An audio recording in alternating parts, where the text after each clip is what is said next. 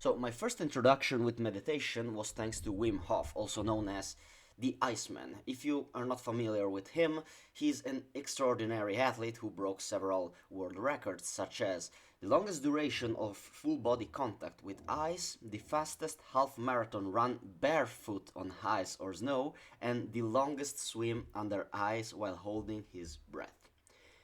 Absolutely impressive. A fucking savage, this man. And his story truly caught me. And what actually caught my attention, it was his breathing technique. It involves taking 30 rapid breaths followed by a long breath hold with empty lungs. And he claimed that this practice was the thing that actually helped him to be able to sustain such extreme temperatures. And so I tried to give it a try every morning after placing my mocha pot on the stove and waiting for my coffee to be ready. I would sit in my living room and started with my breathing practice. And after every session, I felt awesome. It was absolutely incredible for me. The first time that I tried it, I'd done 30 rapid breaths and tried to stay with my lungs completely empty. And the fact is, my mind, that it's like, when there is all of this noise that you hear, and suddenly that noise goes quiet.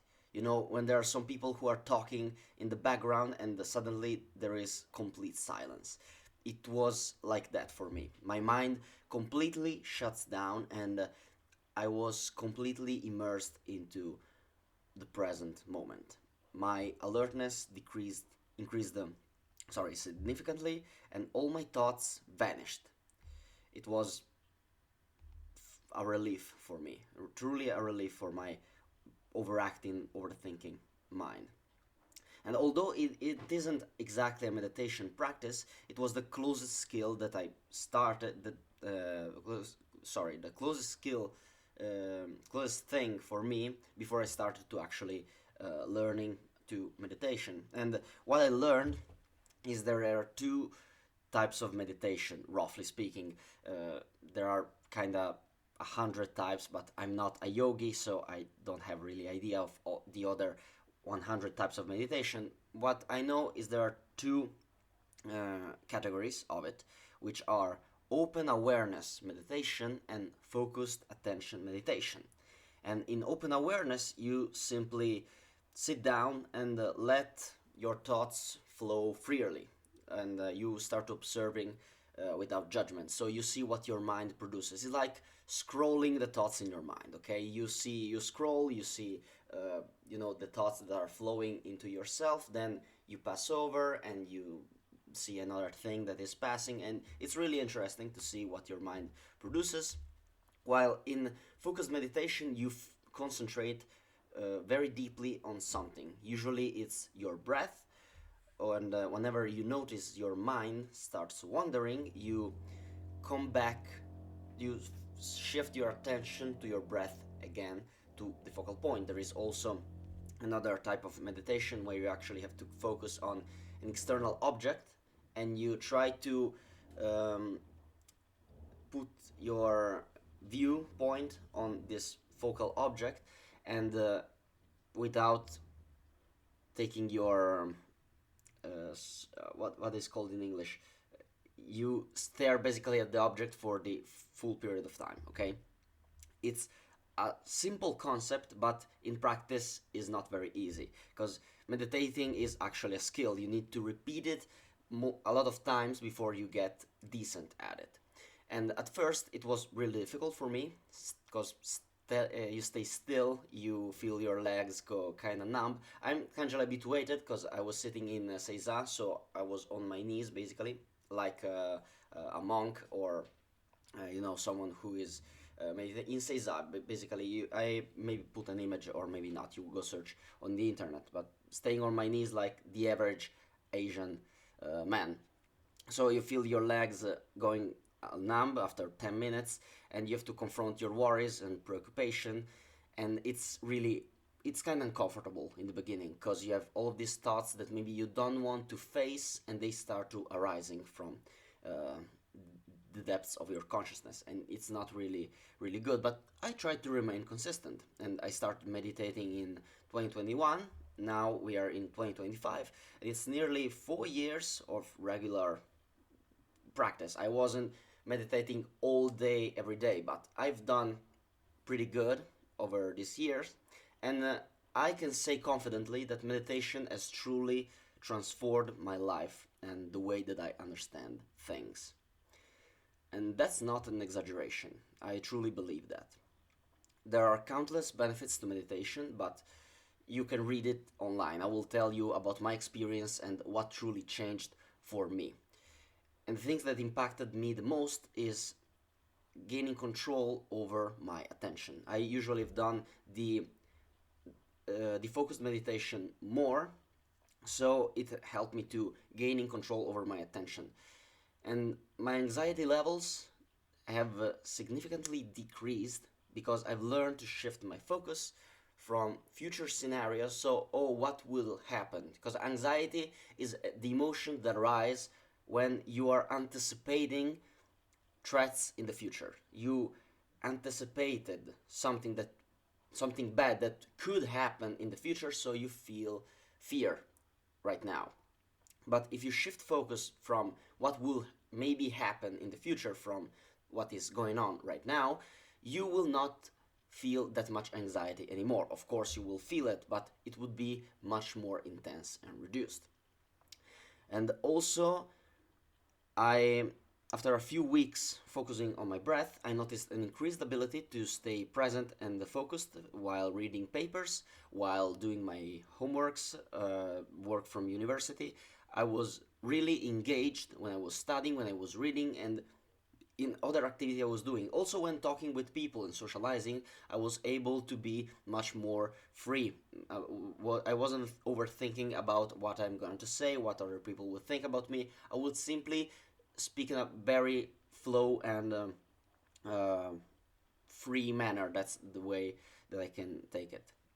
And that's just scratching the surface, okay? It doesn't. I maybe I'm not able right now to convey how much is important to focus your attention in this modern world, because right now uh, in the I'm talking about first world countries, advertising and marketing campaigns are designed to externalize your focus and spark desires for things that you truly need, and you have to take control of the only thing that you can actually fully have control over, which is your attention. And having your attention under control is very important because your worldview, your thoughts, your beliefs are shaped by your experiences. And your experiences are determined not just by the raw data that your senses, that your eyes, that your ears, that your touch actually perceive, but also by what your brain filters through your attention system, because we are bombarded by a lot of stimulus in our external environment, but you are not absorbing everything that actually your senses are perceiving. You are filtering them from what's important and what's not important. And that's what the attention does. The attention acts as a filter, so it discerns the wheat from the chaff. The information that passes through the filter reaches your conscious mind, where it's processed and stored into the brain. And from there, the brain creates maps and representation that builds models to interpret reality. So everything that you perceive shapes your brain, and by extension, if it shapes your brain, it shapes your reality. It shapes what you see actually, what you perceive then. Okay? When you're able to control your attention, you're able to control what you perceive, what you want to perceive, what is useful for you to perceive. And when you're in control of what you perceive, you can literally shape your reality. I hope that I a little bit conveyed to you how much powerful this is. Through meditation, you train your ability to shape your worldview. You will no longer be overwhelmed by your own thoughts, and you can start using your brain as an ally instead of an enemy. And let's say that I was able to convince you and now you want to start meditating to get control over your focus. Here's how I would get started again if I was you. First of all, the first step is to choose a specific time each day to dedicate entirely to meditation, because it has to be consistent. It's like a skill. It's not that you will learn, okay, sit down on my ass for one time and I will gain all these benefits. It's like training a muscle. The first time you will be very weak, the second time you will be a little bit less weak. So you have to do it for months and months, and at the end of the month you will be super fit on the brain gains, okay?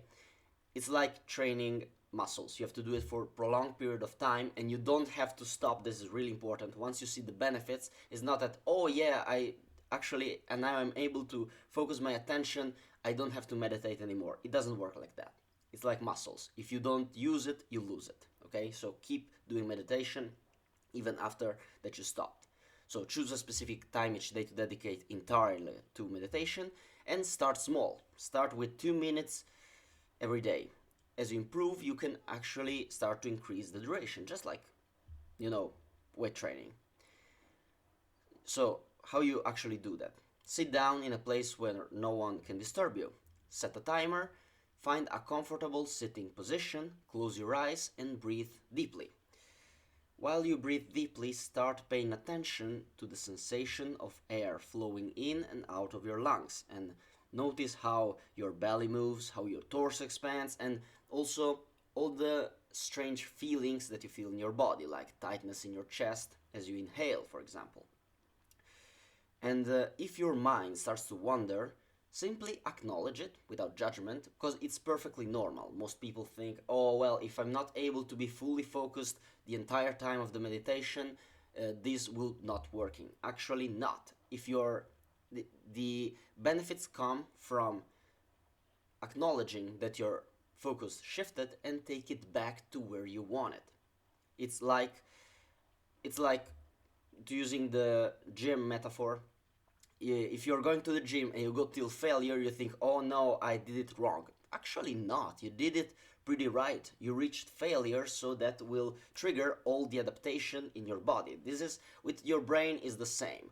When you actually take your brain to failure, which would be shifting your focus, you will take it back, and this will lead to brain gains, okay? It's pretty straightforward, it's pretty simple, but not easy, because at first you will feel awkward or you will think that you're doing it wrong. You might not notice any benefits initially, and that's completely fine. That's pretty fine.